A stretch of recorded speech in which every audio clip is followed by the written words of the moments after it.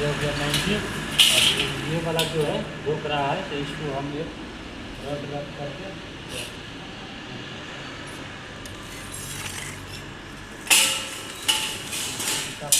Rod रखेंगे, हमें बदलता नहीं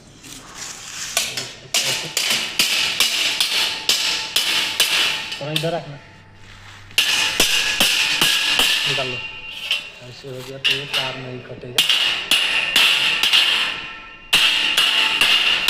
हटा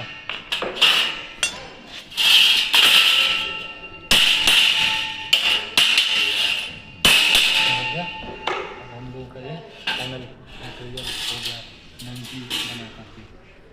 ओके, ऐसे ऐसे वीडियो हम लोग ले आते रहेंगे। आप लोग हमारे चैनल का सब्सक्राइब कर दीजिएगा और लाइक कमेंट शेयर कर दीजिएगा। हम लोग का जो इलेक्ट्रिकल में नया नया भाई लोग आता है उसका हेल्प हो जाएगा। थैंक यू, धन्यवाद।